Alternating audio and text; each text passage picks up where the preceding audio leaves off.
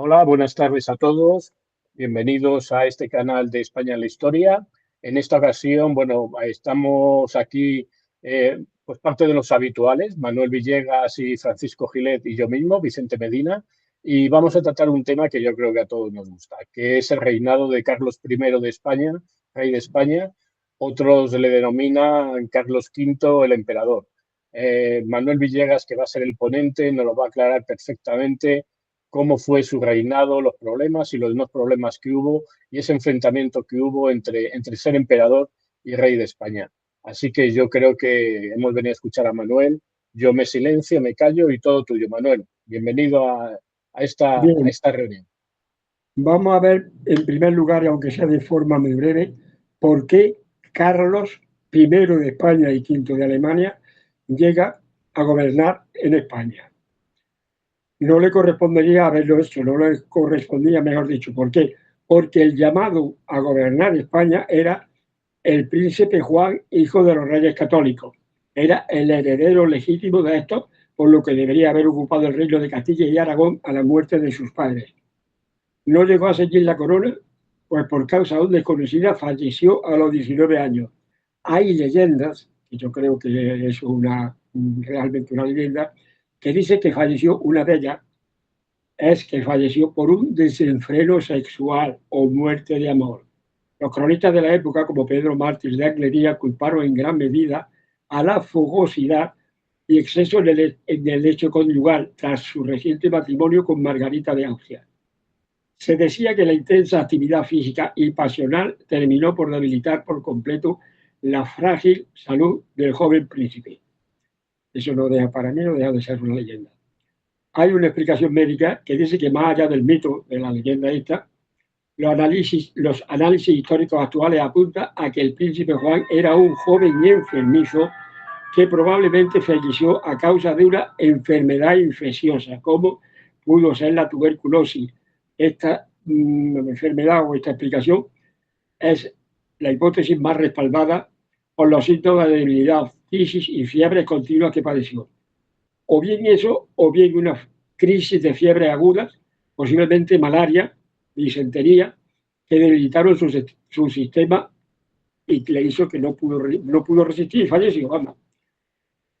Su defunción truncó el plan perfecto de los reyes católicos y abrió paso a un inesperado giro del guión histórico que con el tiempo dejaría la corona en manos de los Habsburgo, con el consiguiente perjuicio para Castilla, que se vio envuelta en el ambicioso deseo de Carlos de hacer cumplir sus propósitos y, digamos, aquello por lo que él quería y deseaba ser emperador.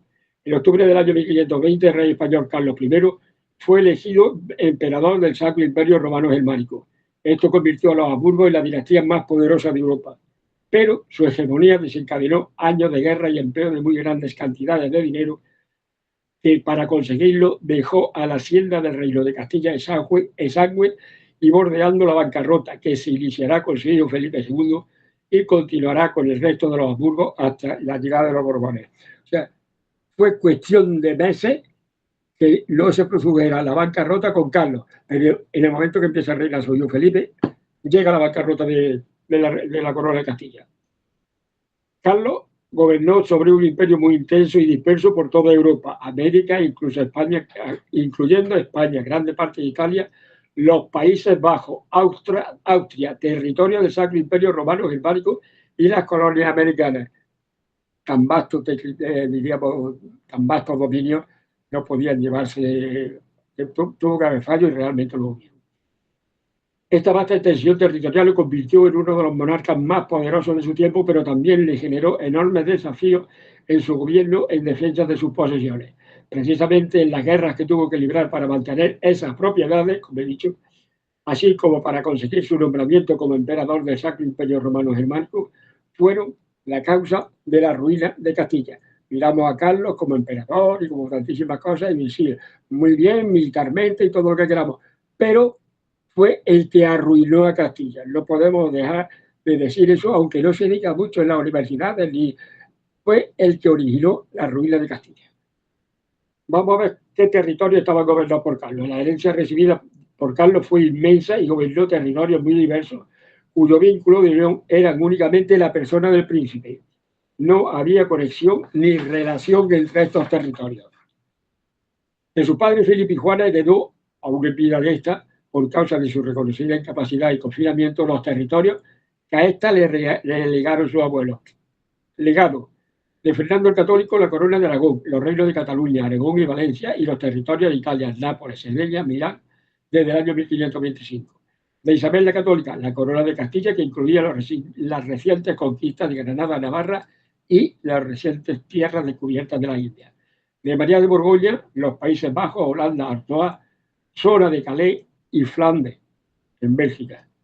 Y de Maximiliano de Habsburgo, Austria, Carniola en Eslovenia, Alsacia y el Franco Condado en Francia. Y a partir de 1526, Bohemia, Moravia y Silesia, en la República Checa. Carlos fue proclamado rey de España en el año 1516, tenía 16 años entonces, porque Carlos nació en el 1500. Y electo emperador en el 1519 frente a otros candidatos como Francisco I de Francia, Enrique VIII de Inglaterra y Federico de Sajonia. Todos aspiraban al título de emperador, pero la disposición de dinero que tuvo este hombre fue mucho mayor que la de los otros, no los males. En el año 1520 fue coronado rey de los romanos en Aquisgrán, título previo al del emperador dependiente del reconocimiento pontificio, y finalmente fue coronado emperador en Bolonia en el año 1530. La autoridad efectiva del emperador quedaba circunscrita únicamente a sus territorios patrimoniales. En el resto del imperio su autoridad era más bien teórica que real, pues eran las distintas casas principescas, ya veremos los landgraves de Alemania, las que de hecho gobernaban sus territorios. Pese a esta circunstancia, los dominios de los que era señor natural tenían tal extensión y tantas peculiaridades administrativas que el monarca había de confiar el gobierno a terceros en los reinos que él no podía recibir, como es lógico. Entonces, ¿qué forma de gobernar sin gobernar con su presencia? Creando virreyes. Se creó el virreinato de Aragón, Cataluña, Valencia, Sicilia, Nápoles, Cerdeña, Navarra, Nueva España, en México y en Perú. A su hermano Fernando le correspondió el reino de Bohemia y Hungría desde el año 1526. Los Países Bajos fueron confiados a gobernadores de sangre real. Por ejemplo, su tía Margarita de Austria, que fue casada con el heredero Juan cuando fallecido en el año 1427, y su hermana María, esposa de Luis II de Hungría. El hecho de que todos los dominios de Carlos tuvieran al frente un personaje de rango elevado capaz de tomar decisiones importantes era crucial. Las enormes distancias existentes entre los reinos y las dificultades de la ruta a realizar hacían que el flujo de informes fuese muy complicado. Vamos a ver cuánto tardaba una carta en llegar de un lugar a otro. Los correos tardaban 8 días entre Burgos y Bruselas, 5 días desde Bruselas a Innsbruck, de entre 24 y 27 días desde Roma a Madrid. Y entre España y la India no había más que 2 intercambios de información al año, cada vez que iba el galeón de la India. Ya está. El gobierno de los reinos era complejo, pero peor era la situación para Francia, que estaba rodeada, no tiene mala idea casi por completo por territorios que dependían más o menos directamente de la autoridad del emperador. Francisco I veía su territorio emparedado, y era un bocadillo el territorio de Francisco I, veía su territorio emparedado entre las posesiones de Carlos, de ahí su inquina e animadversión hacia él. No podemos olvidar que fueron 3 frentes con los que tuvo que combatir para seguir manteniendo su imperio. Fueron 3 las némesis que lucharon contra él y a las que Belis Nolis tuvo que combatir para mantener incólume su imperio. Por un lado, se encontraba el feroz y traidor Francisco I de Francia, que llegó en su afán de derrotar a Carlos a aliarse, esto fue un escándalo para la cristiandad, con Suleimán el Magnífico, cosa que no consiguió no aliarse con Suleimán, sino derrotar a Carlos. La enconada guerra contra los landgraves alemanes, que para aliviar sus maltrechas finanzas habían abrazado la doctrina de Lutero a fin de desposeer a la Iglesia Católica, conventos, parroquias, todos los bienes que poseía en cualquier sitio. La Iglesia Católica lo desposeyeron. ¿Para qué? para resarcirse, mejor dicho, para paliar un poco las enormes deudas que tenían y los dispendios tan grandes que llevaban a cabo.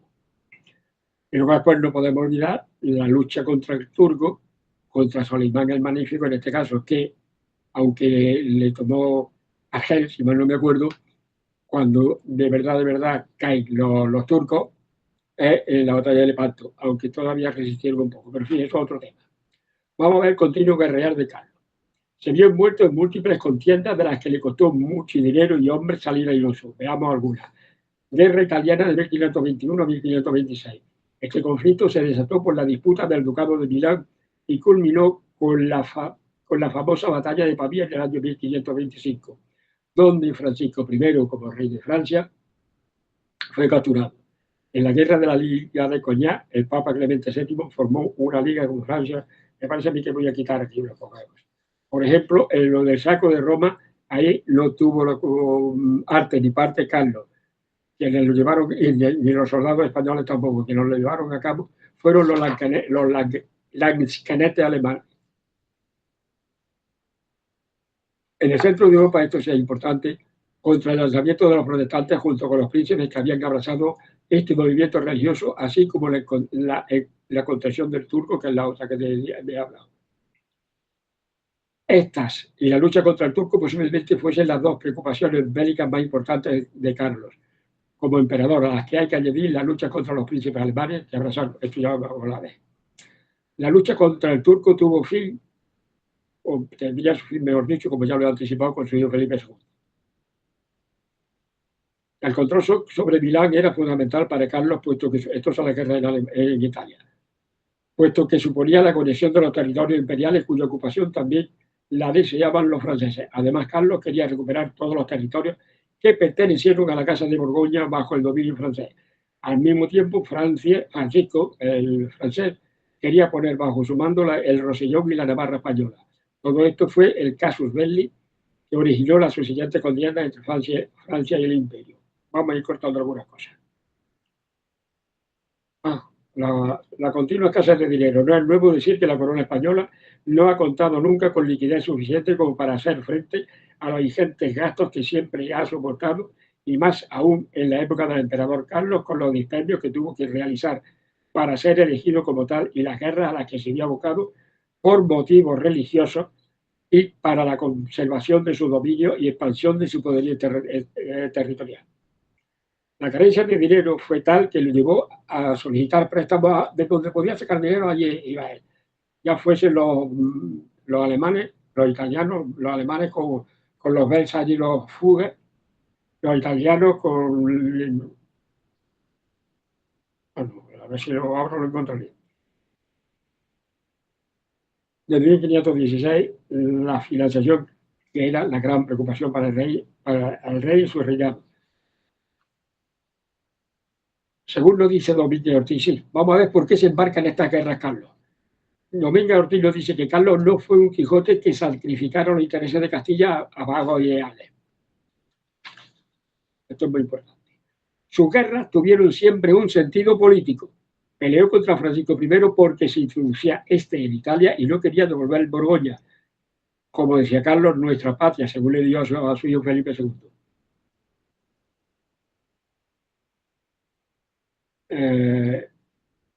A los luteranos los combatió para poder, por ser rebelde a su autoridad, que porque se aliasen con Francia por los motivos religiosos, y finalmente guerreó contra los turcos porque atacaban su dominio. En el año 1529 el sultán Solimán el Magnífico llevó a cabo el primer asedio contra Viena, que, dicho sea de paso, se vio libre. Todavía no eran los famosos tercios españoles, pero se ve libre Viena por un piquete, una compañía de soldados españoles. Su aspiración se cifraba en conservar la posición privilegiada y los inmensos dominios que la divinidad había deparado a su casa, y en mantener unida, aquí es muy importante, en paz bajo su hegemonía paternalista a las naciones del hombre cristiano. Ese era uno de sus grandes intereses, sus grandes propósitos. Su gran drama consistió en no tener los medios materiales suficientes para atender a los ingentes desembolsos necesarios para llevar a cabo su política imperial. Al ser las carencias inmediatas y a veces hasta agobiantes y no contar con liquidez suficiente para hacer frente a ella, Carlos se vio abocado a tomar dinero prestado de sus súbditos en principio. Primero estrujó a los castellanos y más adelante a préstamos de extranjeros para hacer frente a ella. Como contrapartida a estos empréstitos recibidos, la corona respondía con los importes que el pueblo ahorraría en concepto de renta o tributo. Llegó a hipotecar las rentas de años que todavía no lo había cobrado. Pues los juros, deberían de situarse sobre unos ingresos ciertos y no aleatorios. De aquí que al ser la renta unos ingresos seguros que la corona percibiría, éstas respondiesen del pago de los intereses que los juros generasen a los poseedores de estos mismos. Vamos a ver la base utópica del imperio de Carlos. No se puede negar que la influencia del bienestar económico y la obtención de riquezas materiales y extensión de su dominio no fuesen una presencia de Carlos. Pero tenía tres propósitos que son los siguientes. Primero, implantar la universidad cristiana. Carlos V se veía a sí mismo como el defensor de la cristiandad.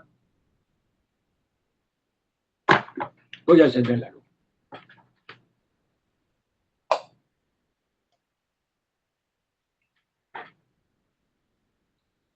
Uniendo a los príncipes cristianos, eso es lo que pretendía, claro, bajo su liderazgo para hacer frente a la amenaza externa, principalmente al Imperio Otomano, a los turcos. Otro propósito suyo, mantenimiento de la paz, buscaba la concordia entre los reinos cristianos. Aunque esta meta se vio constantemente desafiada por conflictos religiosos como la reforma protestante y la rivalidades políticas, especialmente con Francia. Pretendía, esta sería la tercera pata de su banco, de su taburete, un gobierno justo y universal. En esto estaba totalmente desfasado. Se ha pasado ya de la Edad Media a la Edad Moderna, donde la Edad Moderna va a ser un revulsivo que va a acabar con todo lo anterior. ¿Por qué? Porque los tiempos ya son otros, las modas son otras y los fines de los reyes son distintos. Aspiraba a ejercer una autoridad moral y política que trascendiera los intereses particulares de cada reino. Es un ramillete donde él, gobernando como emperador, tuviese como un racimo de uva a todos los reinos, promoviendo la justicia y el bienestar general de sus súbditos. Vamos a ver cómo continúa la tradición imperial. Se consideraba heredero de la tradición del Sacro Imperio Romano Germánico, buscando restaurar su prestigio y autoridad en un contexto europeo cambiante. Sin embargo, la realidad de su reinado estuvo marcada por constantes guerras, desafíos religiosos y la dificultad de gobernar territorios tan diversos como intereses a menudo contrapuestos.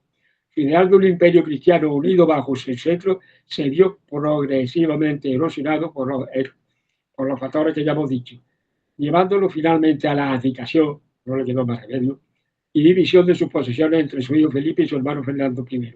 En resumen, no pudo lograr el imperio soñado porque hasta además era totalmente una utopía. Para mantener este gran imperio y participar en numerosas guerras contra Francia, el Imperio Otomano, los príncipes protestantes en Alemania, el costo de las naves reales que iban y venían a las Indias y financiar la administración imperial requería enormes sumas de dinero. Castilla, como el territorio más rico y poblado de sus posesiones, como él mismo reconoció, soportó una parte significativa e importante de esta carga financiera. Es mucho el dispendio económico que se produce por esta guerra. ¿Qué es lo que hace Carlos para afrontarla? Obtener dinero de cualquier sitio, como ya he dicho, del que pueda buscar dinero donde sea, debajo de las piedras. Escaso le viene el oro y la plata que llegan a España desde América y todo lo que cobran distintas procedencias, como vamos a ver a continuación. Ingreso a través de la fiscalidad de sus posesiones peninsulares. Castilla era la base y sostén, ya lo he dicho, financiero de la política de Carlos V, como él mismo explicó en las Cortes de Castilla en el año 1523. En las liquidaciones de cuentas o finiquitos practicados a Córdoba, las tengo yo en mi mano, tengo 15 años, creo que son de finiquitos. Ahora lo veremos. Practicado a Córdoba por cobrar la alcabala y las tercias, se refleja el dinero que paga a particulares y entidades por su compra de juros por los intereses correspondientes a estos mismos. que en algunos casos llegaba a la desorbitada cantidad del 13 y 14%. No vamos a ver a quién le paga eso.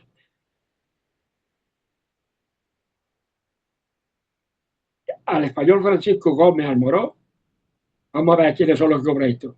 Como es el caso de los italianos Andrea Lomelli y Cristóbal de Centurión, a los que le abona cierta cantidad por compra de euros con un interés del 13%, y al español Francisco Gómez Almoró, al que le abona un 14% por el mismo concepto, de interés leonino. También podría recurrir a los mercados financieros donde entraban en lisa los banqueros. Principalmente existieron dos familias, ya la mencionamos, que financiaron al emperador, los Fuges y los Welser, ambos alemanes. Es tan grande su necesidad que llegó a cobrar los impuestos que grababan a Castilla anticipadamente. Yo tengo en las actas capitulares que viene una carta de la emperatriz en el año 1534, creo que es, diciendo que le adelanten las rentas del año 1535 y 1536. Como estas rentas se fijaban sobre el cobro de las alcabalas y estas eran seguras, entonces las ciudades podían saber poco más o menos lo que iban a costar. Y como se sabía poco más o menos lo que iba a importar, por eso viene una carta de la emperatriz que es obedecida por el Ayuntamiento de Córdoba, pidiendo anticipada la renta del año 1535 y 36 que todavía no han llegado, ni han vencido, como el lunes. Un par de casos, vamos a verlo. En la acta capitular de la sesión celebrada por el Cabildo Municipal cordobés el día 9 de enero del año 1535, por la tarde se da lectura a una cédula de su majestad firmada de su nombre para cobrar el socorro del servicio real de los 2 próximos años. Petición que aprueba el regimiento municipal el 11 del mismo mes. No voy a hablar lo que era el servicio real, pero esto también tiene tiempo. Sesión del martes del 16 de marzo del año 1535. Se da lectura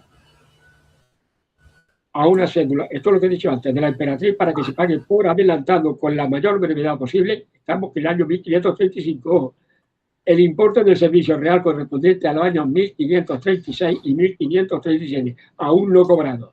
Sabían lo que se iba a cobrar, por lo tanto las podía que adelantar. Y eso iba, diríamos, sacado del patrimonio o de las arcas del municipio, porque todavía no había cobrado las arcas, no había cobrado las alcabalas. El reinado del rey emperador no podemos decir que fuese tranquilo ni sosegado, lo podemos definir y calificar como un reinado itinerante. Además de agobiado por las deudas y agobiado por la falta de dinero, un reinado itinerante que, unido a su buen apetito, hablaremos también de esto, y mejor gusto por la comida, era una de las enfermedades que padeció, fue la conocida popularmente como la gota.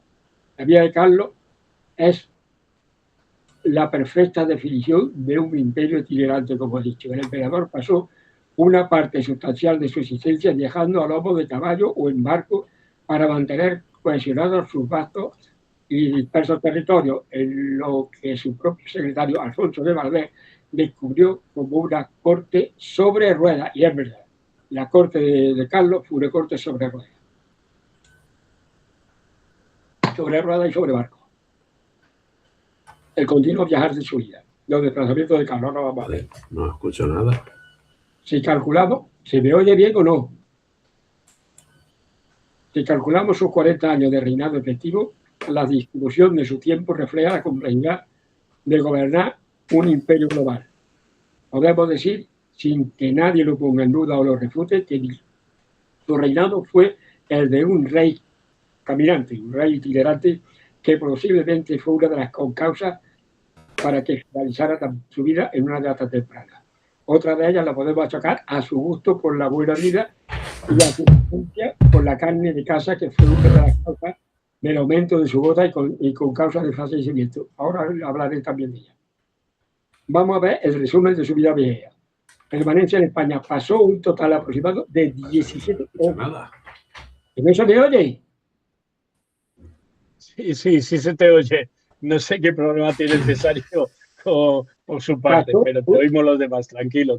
Pasó un total aproximado de 17 años en la península ibérica, y el hombre, me decía el tío, y se entretuvo en reinando durante 40 años, ojo, esos 40 años, en el reino donde era rey, auténticamente rey, fue en España, y así, aquí solamente tuvo 17 años, menos de la mitad.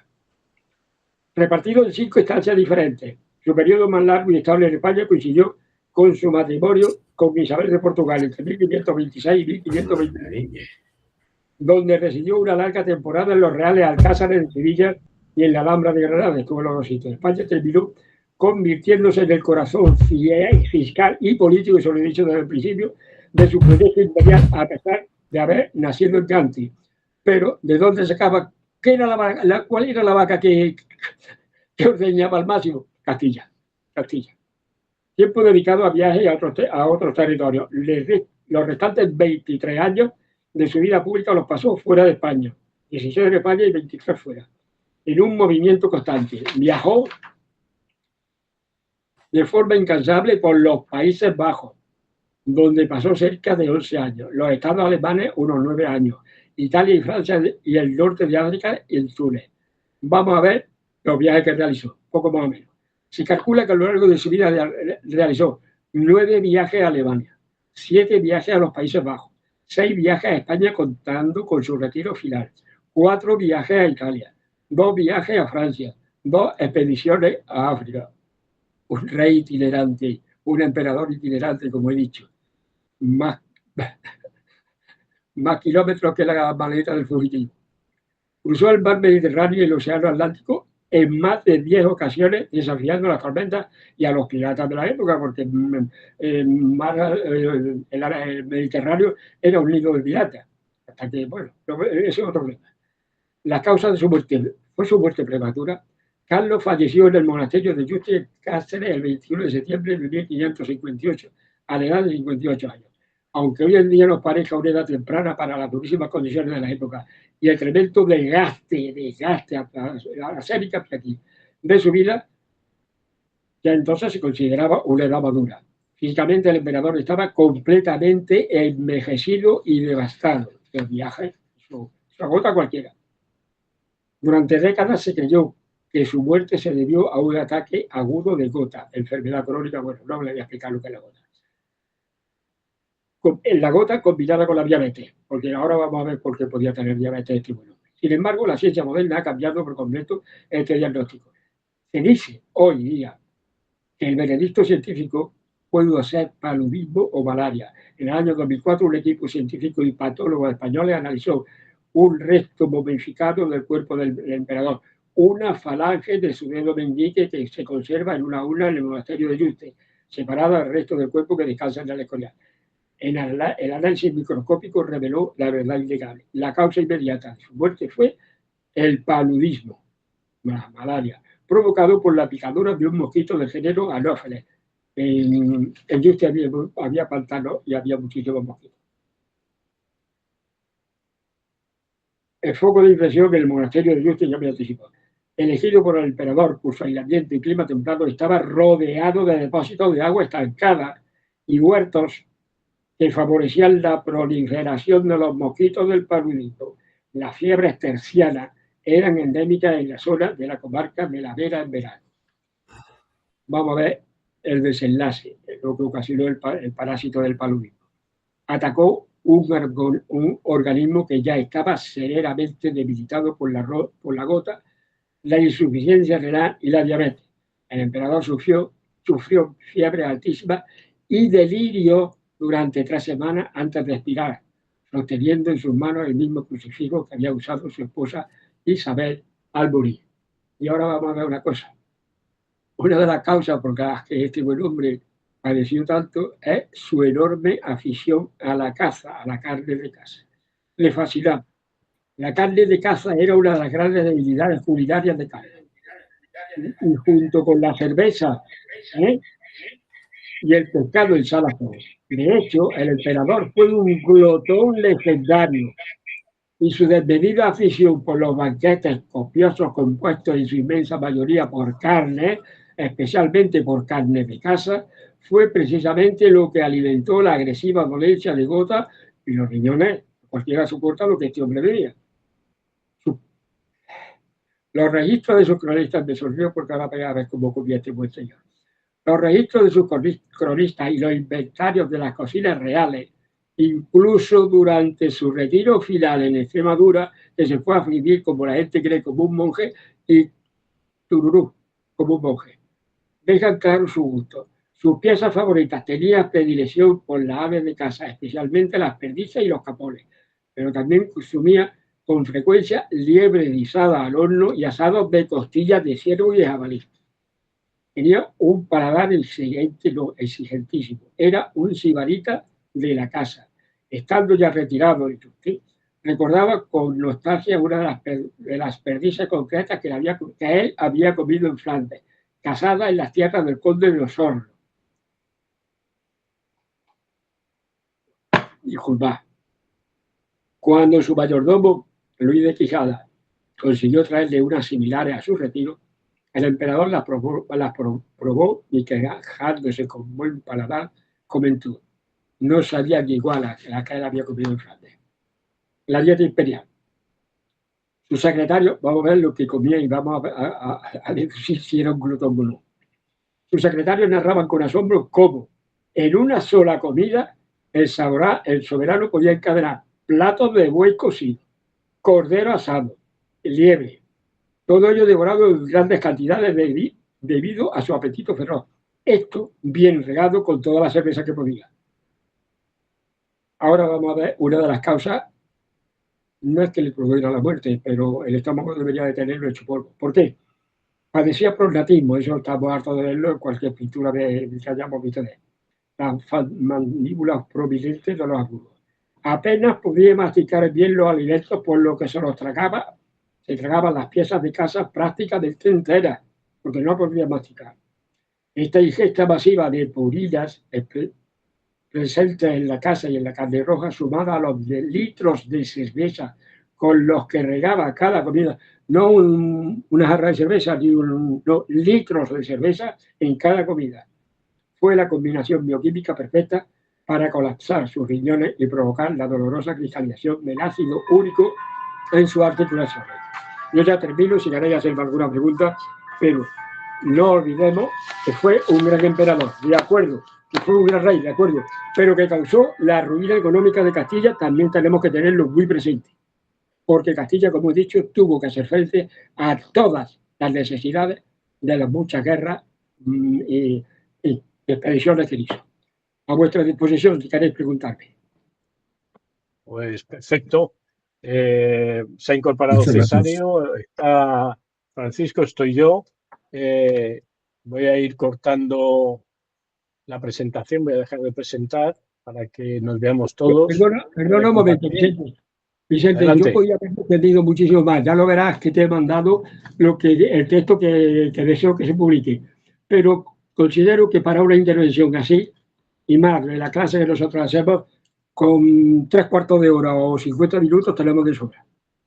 Yo creo que el esfuerzo que has hecho de sintetizarlo todo en apenas, yo que sé, media hora, porque yo hemos empezado sobre el cuarto y ahora son menos cuarto, lo has sintetizado todo en media hora, que hablar de rey, de Carlos I, en media hora es un esfuerzo bestial, porque solamente hablar de su infancia, solamente hablar de su llegada a España, solamente hablar, como tú has dicho, de todos sus viajes por todos sus reinos. Solamente eso yo creo que nos llevaría aquí un monográfico de una semana entera, ¿vale? Entonces yo creo que has hecho un esfuerzo desmedido por al menos darnos todas las pinceladas de los puntos claves y sobre todo el tema de las enfermedades que tenía, que también eran esperables, porque en aquella época, lógicamente, no estamos hablando de una sanidad como la actual, ¿no? Hablar de cólera en aquella época, hablar de paludismo, hablar de malaria, pues yo creo que sería algo normal. Si mal no me equivoco, bebían vino principalmente porque era más sano beber vino que beber agua. Entonces, o beber cerveza que beber agua, ¿vale? Entonces, o beber en los barcos ginebra, porque la ginebra no se estropeaba y los bidones de agua terminaban pudriéndose, lógicamente, en un viaje largo como el que hablabas de ir al Nuevo Mundo. Pero bueno, veo que está por aquí Jesús, veo que está Cesario, veo a Francisco. Adelante, las preguntas que queráis. Muchísimas gracias, Manuel. Y yo quisiera preguntarte sobre la presencia en el reinado de Carlos de la emperatriz Isabel. Es decir, ¿qué representó para Castilla y para el propio rey la intervención, la presencia de Isabel, el personaje de Isabel de Portugal? Eso fue un sueño que al final no se llevó a cabo, porque Portugal estuvo siempre muy unida a España en este momento, precisamente por este matrimonio, y que durante el reinado de su hijo, no podemos olvidarlo, estuvo, creo que fue, si mal no me acuerdo, 70 años unida Portugal a España. Sí. Eso hubiera podido ser como hay hoy. Hoy me están llegando comunicaciones de un movimiento que hay para la unión de Portugal y España, para que vuelva a haber lo mismo que hubo en el siglo XVIII, XVII, una unión ibérica. Se están haciendo movimientos de eso. Y eso era lo que se pretendió, que hubiese habido un nexo de unión indisoluble por el matrimonio para que España y Portugal hubiesen sido un solo reino. ¿No se llevó a cabo? Bueno, ahí tenemos que hablar del prior de Crato y muchísimas otras cosas. Pero en fin, fue un sueño que no llegó a realizarse, pero el principio sí lo tuvo muy bien encaminado con el matrimonio con la reina, con la princesa, vamos, todavía no era reina. Algo más. Me ha gustado mucho, me parece muy bien el tema ese, porque yo creo que sí, me parece bien que haya movimientos de este estilo, no sé si se llevarán, se materializarán o no, porque desde luego siempre ha habido cierto interés político por ponernos de espaldas a portugueses y a españoles, y yo creo que nunca ha sido el interés de la población, yo creo. Pero sobre todo me ha gustado de tu exposición mucho todo el tema, porque en el mundo este de la tecnología, que con un WhatsApp nos ponemos en contacto con un primo, un sobrino, un hijo o un padre que esté, yo que sé, donde sea del mundo, me parece muy interesante lo que has mostrado, el tema de que el tiempo que tardaba en aquella época una carta en llegar desde Roma o desde los Países Bajos o desde tal, porque esa visión de que las distancias se han acortado, ahora en la actualidad a veces lo proyectamos por la dificultad.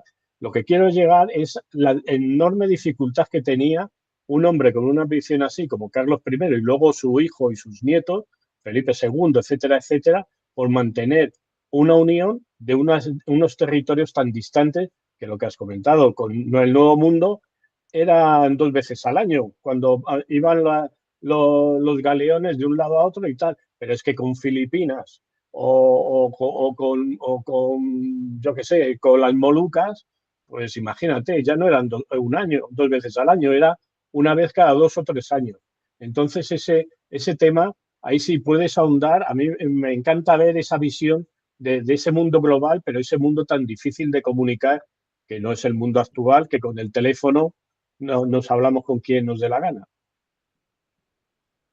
Ciertamente es así.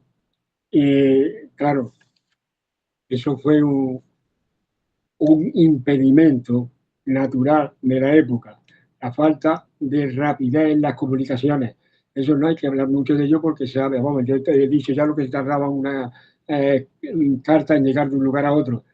Es que no había otro medio. Es que, como muy bien ha dicho Vicente, yo desde mi móvil me puedo poner en contacto contigo y estamos a 400 o 500 kilómetros de distancia e inmediatamente tú me respondes. Eso es un logro insospechable y inimaginable para la época que estamos tratando. Pero el hecho es así. El hecho es irrefutable. El que diga lo contrario no sabe lo que dice. Es que cualquier desplazamiento, cualquier carta que se enviara podía tardar meses en llegar a su destino. Eso no se puede, lo que he dicho es irrefutable. No tiene vuelta de hoja, como decimos. Pero así. Y respecto a haber hecho el trabajo tan sucinto, vamos a ver, yo creo que lo he comentado en otras ocasiones con vosotros. Yo he estado 25 años dando conferencias sobre los conventos franciscanos descalzos de la provincia de San Pedro Alcántara de Andalucía. Entonces yo procuraba, porque sé que cuando la gente empieza a mirar el reloj, el conferenciante se está pasando de rosca. Entonces yo procuraba no estar más de 25, 30 o a lo sumo 35 minutos, porque a partir de ahí se empiezan los bostezos, se empieza a mirar el reloj y se empieza a pensar, ¿esto cuándo se va a callar? Hay que sintetizar mucho lo que se puede decir en 1 hora u hora y media, hay que sintetizarlo mucho para decirlo en media hora. Y si no, es mejor que no lo digas, porque antes de que te digan que eres un pesado, mejor cállate, estás más guapo. Muy bien, muy bien. Es Antonio, interesante adelante. lo que has tocado de Carlos, ¿verdad? Porque yo, la verdad, esos aspectos, pues casi los he pasado muy por encima y ni tan siquiera los he tocado. Y creo que es interesante hacerlo. Y en base a ello, ¿qué influencia, qué sello dejó en el emperador Bárbara Blomberg? ¿Bárbara? Coño, la madre de don Juan de Austria. Pues te voy a confesar, no he tocado ese tema. Yo he tocado el tema de casarse con... Ay, madre mía. Se me ha ido de la cabeza con su abuela, creo que, o su tía abuela, creo que fue con la que se casó Fernando el Católico, y luego él terminó casándose con ella. No me acuerdo ahora mismo cómo se dice. Ese tema sí es lo que he tocado. En lo que tú me expones es, para mí ahora mismo, una incógnita. Es la madre de don Juan de Austria. Esa fue una de sus queridas. Claro, joder, Ya. o sea. Oh, ya, ahora te has dicho, Hombre, ya me ha no fue una de venido. sus queridas, es que fue su querida. Vamos. Pero Claro. yo tenía entendido que, salvo Isabel de Portugal y sí, y la mujer de su abuelo, que tampoco me acuerdo la de su nombre, Tampoco se me ha ido de la cabeza. aparte de ellas, yo contaba que solamente había tenido amoríos con Bárbara Blomberg. Eso fue antes de casarse, ¿eh? Puedo estar perfectamente en un error, pero vamos, o sea, lo que no estoy en error es la importancia que tuvo Bárbara Blomberg, aunque solamente sea por el hecho de ser la madre de su Juan de Austria. Yo sí os digo una cosa. Yo creo que esa continencia sexual o esa falta de promiscuidad lo obligó la vida itinerante que tuvo que llevar. Ya hemos visto cómo viajaba el tío, que estaba hoy aquí mañana en el quinto infierno. Entonces, ¿dónde se iba a echar un amante? Que no tenía tiempo ni para eso. Vamos, tuvo 2 o 3 que sí, pero estas pobres seguramente tuvieron más tiempo gozando de su ausencia que de su presencia. Porque estaba siempre de viaje. Hemos visto 17 años fuera de España. Pero todo ese tiempo, Isabel fue la que cogió la regencia de la gobernanza de España, del Reino de España y las tierras del Nuevo Mundo, ¿no? Quien, la primera amante fue Germana de Foix. La primera amante fue Germana de Foix. Después de la muerte de Isabel, no tuvo ningún amante. O sea, se mantuvo completamente fiel a la memoria de Isabel, la señora de Albacete, que le llamaban, ¿no? Y ahí todavía queda alguna estatua todavía. No, la memoria democrática no ha alcanzado a Isabel de Portugal, pero con el tiempo quizás llegue a alcanzarla. Ahí está una estatua en Albacete de Isabel de Portugal, que fue una espléndida, bellísima, ¿no? Bien. Y yo me pregunto, o sea, a mí, una parte de la historia del reinado de Carlos I, pues no me satisface en absoluto. Tengo bastantes libros de él, por cierto. Pero yo entiendo que, bajo mi opinión, y tú me ratificarás seguramente, el desgaste de Castilla para mantener el imperio de Carlos fue sumamente exagerado, fue un abuso por parte de Carlos. Es decir, las aspiraciones que tenía como emperador no se cumplieron. Al final, los protestantes ganaron, los príncipes alemanes ganaron, Guillermo de Orange, bueno, fue un Felipe II, pero también ganó, una palabra. El desgaste de Castilla fue un abuso. Vamos a ver. Él, como he dicho, ordeñó la vaca de Castilla hasta que le dio las tetas exangües. Y vuelvo a repetir, y lo diré cuantas veces o tantas veces cuantas sea necesario. Era un utópico. se estaba pasando de la Edad Media a la Edad Moderna, donde fue un revulsivo total. Nos encontramos que de la Edad Media, con el teocentrismo, vamos a pasar a la Edad Moderna con el antropocentrismo, el valor del ser humano como tal ser humano. Sí. Aquí se va a arrinconar en la medida que se pueda a la divinidad. El teocentrismo desaparece totalmente en la Edad Moderna. ¿Qué es lo que ocurre? Que Carlos todavía estaba soñando en la Edad Media. ¿Qué le pasó? Que ya fue... ¿Sabéis cómo llamo yo a Carlos? El Quijote borgoñón. Fue un Quijote nacido en Borgoña. Y si queréis, en fin, tengo trabajo sobre eso, pero en fin, no es momento ahora de hablar de ello. Pero fue totalmente un Quijote borgoñón. El nuestro nació en un lugar de la Mancha. Este nació en Flandes. Pero fue tan Quijote como el de la Mancha. Porque quiso lograr lo que ya los tiempos no podían proporcionarle.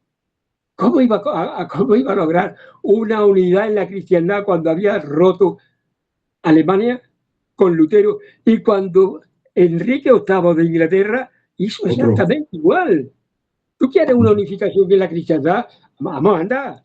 Carlos, te respeto muchísimo, Carlos. Tu ilusión fue magnífica, pero no lo podías conseguir. Los tiempos estaban cambiando todo, cosa que creo que él no fue capaz de darse cuenta. Porque si no, no hubiera comprendido la cristiandad universal, porque eso era una total utopía en aquel momento. Una cristiandad universal no tenía razón de ser. En aquel momento. Ahí, Manuel, pero la unidad de la cristiandad no es un tema solamente de Carlos I, ¿no? Porque también yo creo que lo de Felipe II y yo creo que todos los Austrias, ¿no? Porque durante todos sus reinados, uno de los principios que había era no atacar a otro país cristiano, ¿no? Uno de los principios que había durante todo el reinado de los Austrias. Claro que sí, lleva totalmente razón, Vicente. Pero esa idea nace con Carlos. Nace con Carlos y se va transmitiendo de uno a otro de los Habsburgos. Cuando llegan los Borbones, dice, adiós, por aquí te vi. Exacto, ¿es así? Exacto. Eso cambia con los Borbones, exacto. Exactamente, cuando llegan los Borbones, dicen, déjame tranquilo, de una paz universal.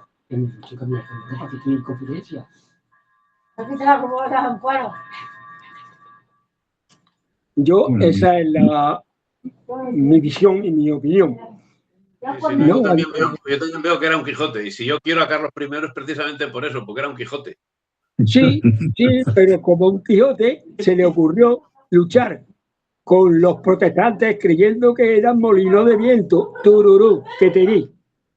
No eran molinos de viento los protestantes. Los protestantes estaban rompiendo Alemania. Enrique VIII de Inglaterra estaba rompiendo Inglaterra. Carlos, entérate. Es que no te enteras. Que es un tema muy bonito, precioso, pero no se puede llevar a cabo. En la época tenía a su tía Catalina ahí maltratada por Enrique VIII, abandonada, pasando hambre, que pasaba hambre. Y el tío ni se movió. Hambre, no sé si hubo algún que otro moquete o mal modo. Hay quien dice que no, y más cuando el Papa le dijo que no le daba el divorcio. Y teniendo a Lutero en las manos, pues no le dio Matarile como tenía que haberle hecho. Lo dejó escapar. Pero claro, si le hubiese dado Matarile ya no sería mi Carlos I. Bueno, pero no se trata ya de eso, aunque ya Carlos I es ese, que digo, hizo mal no dándole Matarile a Lutero. Pero le da Matarile, insisto, no es mi Carlos I. Sí, pero el saco de Roma, sí, para el saco de Roma sí fue bueno. O sea, como las tropas no cobraban, pues cuidado, Cádiz, ¿el saco de Roma? ¿Qué dice aquí? ¿Con saco de Roma? No. Sí. No hablemos del saco de Roma, que ahí no tuvieron que ver los soldados españoles para nada. Fueron los lanzapetes alemanes. Por Dios. Bueno, las tropas alemanas, que por lo visto, cuando llega el momento de los tercios, esta gente en ferocidad. No voy a hablar de otros temas de nuestros tercios, que me siento muy orgulloso de ellos. Esta gente, los lancanetes en ferocidad, y diríamos su capacidad de pelea, de lucha, se podían equiparar a nuestros tercios.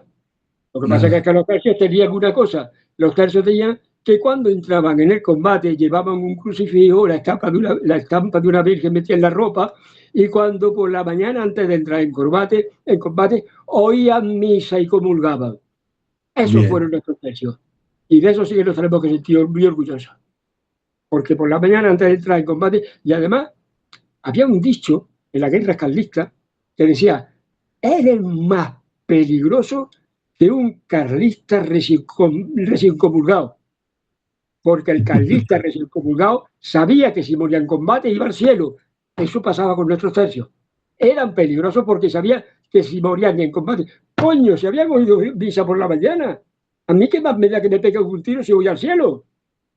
Esa era la filosofía y el pensamiento de nuestros tercios. Que me peguen todos los tiros y todos los lancelazos que quieran. Yo cuando me vaya de aquí voy a entrar derecho al cielo. ¿Por qué? Porque esta mañana he comulgado y he oído misa. Sí, de claro. Muy bien. Cosa que el resto de los ejércitos de Europa no se podía decir de ellos. Aquí había una razón principal que era la unión con la divinidad. Y por unirme contigo soy capaz de matar y de dejarme morir. Eso me parece a mí que solo fue filosofía de los tercios. Yo creo que esa filosofía se extendió luego. En la harina de otro costal lo hemos metido. No, pero está bien hablar de todo. Yo creo que esa filosofía de unir de alguna forma España, cristiandad, es algo que se ha extendido también al hispanismo y cristiandad. Yo creo que son dos puntos que son difíciles, por no decir imposibles de separar, ¿no? Y yo creo que es la herencia que hemos recibido todos desde aquella época. Vamos a ver, hoy día el cristianismo tiene muy mala fama y se está atacando por todos los lados y se procura, detrás de los cuales yo no veo nada más que las manos de los masones, pero es otro tema. Pero es que lo que tú acabas de decir es que no se entiende España sin el cristianismo. No se entiende ni se puede entender. Aunque hoy digan lo que quieran y, pues no sé, propalen las mentiras que les dé la gana. España, desde que, y esto ya puede ser una fábula, entró Santiago en España. Coño, ¿qué pasa con los reyes godos? ¿Qué pasa? Que se hacen arrianos que es una forma de cristianismo, se hacen todos católicos. Y a partir de entonces, oye, y que son los primeros que le dan a España el nombre de Hispania, que no ha habido otros anteriores ni posteriores. Los primeros que españolizan esta tierra son los visigodos, que le dan el nombre de Hispania. Nombre de Hispania que heredan de los romanos. Y ellos no entran en otro sitio, entran en Hispania. Hispania, la dominada por Roma. Y eso se mantiene ese nombre. Ya no estamos desperdigando mucho. Esto es para tomarlo, ahora que hace tanto calorcito, a las 2 de la tarde con una buena cerveza y una tapita de jamón y taquitos de queso. Sí. Yo que he tenido la oportunidad de leer tu trabajo original del que has sacado esta presentación, hay un tema que me ha llamado la atención. La presencia de los banqueros alemanes y tal en el Nuevo Mundo. En concreto, ahí escribías en Venezuela. Y es algo que yo creo que no es conocido, ¿no? De cómo intervinieron allí las propiedades, etcétera. Es que no he querido hablar de ese tema porque el tema es amplísimo. Y de allí salieron los alemanes con el rabo entre las patas. Porque creo que fue un gobernador, que ahora mismo no me acuerdo, en una discusión con un alemán, se lo cargó miserablemente. Y de allí tuvieron que salir, como he dicho, con el rabo entre las patas. No era, eso era tierra que solamente podían colonizar, civilizar, no me gusta decir colonizar, los españoles. Porque el español, como estoy harto de leer, yo no, de oír y de leer, era la roca inamovible y el bastión de todo movimiento de Hispania. Y donde se ponía un español, no había otro ciudadano, vamos a llamarlo así, que se pusiera. Corcho, yo he oído, o he leído hace mucho tiempo, que en uno de los ventisqueros más altivos de los Andes, exactamente, se encontraron un soldado español con toda su armadura. O sea que el tío se había entretenido en subir 3.000 o 4.000 metros con la armadura y la lanza. Eso se lo encontraron modificado como el Otzi. ¿Os acordáis de Otzi, no? Pues sí, exactamente. Lo que pasa es que era español y el sol no se le daba nombre. Eso es lo que pasa, que nos publicitamos mal. Exactamente. No sabemos vender lo que tenemos. Porque no tenemos todavía se sigue diciendo en España que el buen paño en el arca se vende. Eso ya ha pasado a la historia. Hoy, si quieres que te conozcan, tienes que estar en las redes sociales. Y si no, pobre de ti. Estamos de acuerdo. Y eso es lo que estamos haciendo, poniendo el paño a la venta con estas grabaciones. Más temas, más preguntas. Llevamos cerca de una hora ya, ¿eh? Sí, son las 8 y 7 minutos. 8, las 8 y 8. Hemos empezado a las 7 y pico y son las 8 y algo ya. Sí. Si queréis, o concluimos o una última pregunta, lo que queráis. Pues entonces, si no, cortamos ya.